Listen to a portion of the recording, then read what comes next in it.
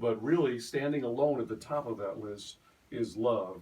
And these verses make the point that everything is nothing without it. It speaks in superlatives. If I could do the biggest and best of all things and had everything in that sense, but didn't have love, it would amount to nothing. So everything is nothing without it. But conversely, anything is something with it. You could take nothing or next to nothing or have very little, and it's really something when it's accompanied by love. It's essential. The second part of this chapter is the most famous part. It's the essence of love. 1 Corinthians 13, 4 through 7. Love is patient. Love is kind and is not envious, does not brag, and is not arrogant, does not act unbecomingly, it does not seek its own, is not provoked, does not take into account a wrong suffered, does not rejoice in unrighteousness, but rejoices with the truth. It bears all things, believes all things, hopes all things, endures all things. These are those famed and loved words that say, this is what it is. This is the job description that goes with love. That this is the goal. It's challenging. It doesn't come easily, but it's worthy. It's worthy of the pursuit. And it starts with two words that have a lot to do with love. Love is patient and love is kind. And they have to do with timing. Sometimes we say, when you're trying to tell a joke, timing is everything. And even in bigger spheres of life, and also in marriage, timing matters a lot. And those are both timing words.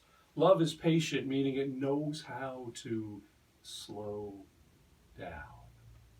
So many times in life and in love, we need to slow down to go the pace of the other. To, we don't love the word, but we all know it, wait for another person. And when you get married, you spend time waiting for the other person. Love is patient. The Bible's original language has a very picturesque word here. It's two words together, compound, and they both have come into our English language. The first one is macro, not holy macro, but macro as in big, large, and especially it's a timing word about long or taking your time, big on time. The other word is thermo, like getting heated, staying heated. And so you put the two words together, and what it means is it takes you a long time to get heated. Patience is waiting for the other person, not rushing them, and not getting hot under the collar quickly. Love knows how to slow down. But that's only one of two gears that it has. Don't miss the fact that it goes the other way as well. Love is kind, meaning it's quick to kindness. Love doesn't always sit around waiting. Love sees opportunity and seizes that opportunity and makes the most of it. It doesn't put off to tomorrow what can be done to today. It sees opportunity and goes for it. So it can slow down and be patient, but it can speed up and be quick to kindness as well. That's the goal of love. Our last part of this passage is 1 Corinthians 13, 8 through 13, the eternality of love. So we see that it's essential, we see its essence and what it is, and then we recognize it's eternal. Love never fails. But if there are gifts of prophecy, they'll be done away. If there are tongues, they will cease. If there's knowledge, it will be done away. For we know in part, and we prophesy in part, but when the perfect comes, the partial will be done away.